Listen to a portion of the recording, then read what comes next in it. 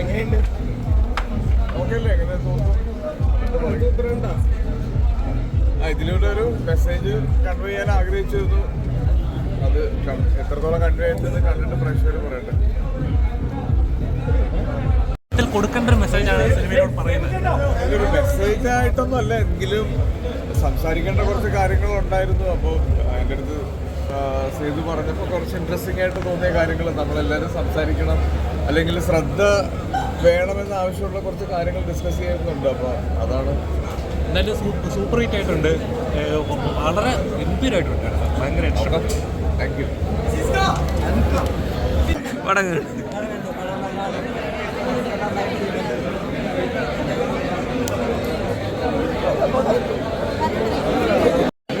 ഒരു emotionally connect ആവുന്നത്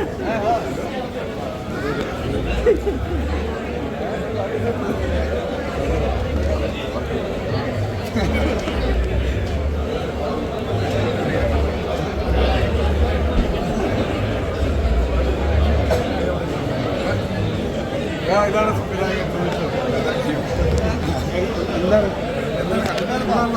എന്താണ് ഇങ്ങനെ ഒരു പടം ചൂസ് ചെയ്യാൻ കാരണം? എന്തെങ്കിലും ജീവിതാനുഭവങ്ങൾ അതുപോലെ ബന്ധപ്പെട്ടുണ്ടോ? എല്ലാവരും നമ്മൾ സിനിമ എഴുതുന്നതും കഥകൾ കാണുന്നതും ഒക്കെ ആ എന്താ പറയുക, നമ്മുടെ ചുറ്റുപാടുള്ള ആളുകളിൽ നിന്ന് തന്നെയാണല്ലോ. അപ്പം അതായിരിക്കാം ഒരുപാട് ഫൈറ്റ് ചെയ്തിട്ടാണ് ഫൈനലി ഇപ്പോൾ സിനിമ എത്തിയിരിക്കുന്നത്. അതെ. അപ്പോൾ വന്ന മെസ്സേജ് ഭയങ്കര ഗംഭീരമായിട്ട്, ആസിക്കയുടെ പെർഫോമൻസും ഗംഭീരമായിരുന്നു. Thank you. എന്തായിരുന്നു മൊത്തത്തിൽ ഇതുവരെയുള്ള ട്രാവലിലേക്ക്?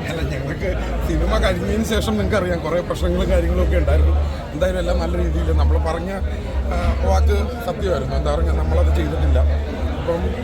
അപ്പം അത് സത്യമായി. അത് ഹൈക്കോടതിയിൽ നിന്നാണെങ്കിലും സുപ്രീം കോടതിയിൽ നിന്നാണെങ്കിലും നമുക്ക് അനുകൂല വിജയിക്കും. അപ്പം സന്തോഷം. എല്ലാവരും കാണുക, എല്ലാവരിലേക്കും അറിയിക്കുക. താങ്ക്സ്.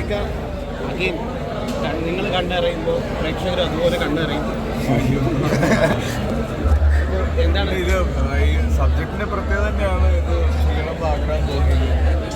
ഇങ്ങനെയുള്ള അതെ ഈ കഥ നമുക്ക് സംസാരിക്കണമെന്നുണ്ടായിരുന്നു. നമ്മൾ ഇന്റർവ്യൂവിൽ പറഞ്ഞതുപോലെ തന്നെ ഇതും അഡ്രസ്സ് ചെയ്യപ്പെടേണ്ട വിഷയമാണ്. കുറേ ആളുകൾക്ക് ഇങ്ങനത്തെ പ്രശ്നങ്ങളുണ്ട്. അവർ കോടതി കയറി നടക്കുന്നുണ്ട്. അവരുടെ പ്രശ്നങ്ങളും നമ്മൾ അഡ്രസ്സ് ചെയ്യേണ്ടതാണ്. രണ്ട് പക്ഷം പറയുമല്ല, ഉറപ്പായിട്ടും ഇവരെ പ്രശ്നം നമ്മൾ കണ്ടില്ല എന്ന് അടിക്കരുത്. ഓക്കെ, ബാക്കി നിങ്ങൾ അതെ.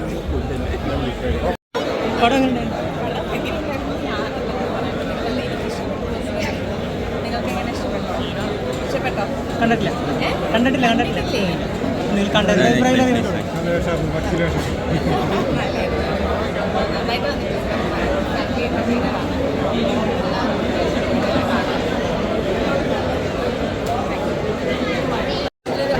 മൂവിയാണ്.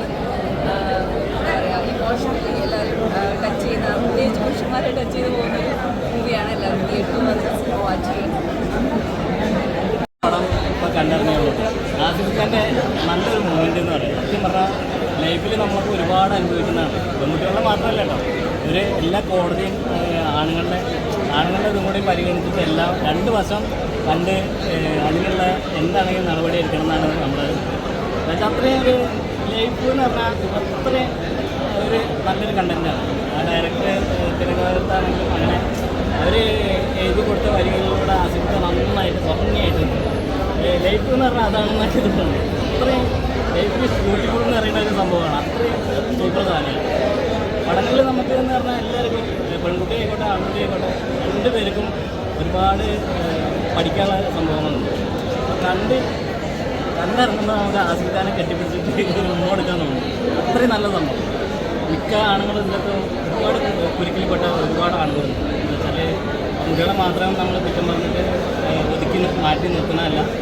ഇത് ആണുങ്ങളിലേക്കും ഉണ്ടാകും, പെൺകുട്ടികളുടേക്കും ഉണ്ട്. പിന്നെ നമ്മൾ ഈ മാതാപിതാക്കളെ എനിക്ക്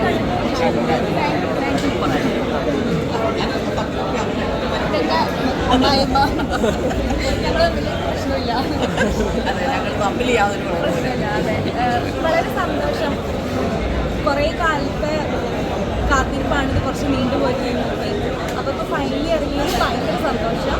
ഇനി ഇത് കൂടുതൽ ഓഡിയൻസ് കാണട്ടെ, അവർ ബാക്കി അഭിപ്രായം പറയും. ആഭ്യന്തര കുറ്റവാളി കണ്ടിട്ടിറങ്ങിയല്ലേ, എങ്ങനെയുണ്ടായിരുന്നു? ഞാനതിൽ ചെറിയൊരു ക്യാരക്ടർ ഉണ്ടായിരുന്നു. നല്ല ഇപ്പോൾ സമൂഹത്തിൽ നടക്കുന്ന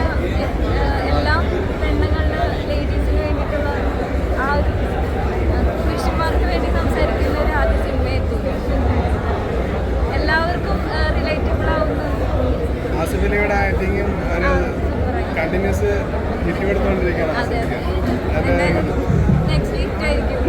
പിന്നെ ഇതിന് ഉപയോഗിച്ചുകൊണ്ടിരിക്കുന്നത് ഇവിടെ നോർമലി നടക്കുന്ന കാര്യം അത് എല്ലാവർക്കും എനിക്ക് തോന്നുന്നു പുരുഷന്മാർക്ക് റിലേറ്റബിൾ ആയിട്ടുള്ള മൂവിയാണെന്ന് തോന്നുന്നു. ഈ കാലം പെണ്ണുങ്ങൾക്കല്ലേ സംസാരിച്ചുകൊണ്ടിരുന്നത്. ഈ ഒരു മൂവി ഡിഫറെൻ്റ്ലി ആണുങ്ങൾക്ക് വേണ്ടി സംസാരിക്കുന്നത് എല്ലാവരും നന്നായി.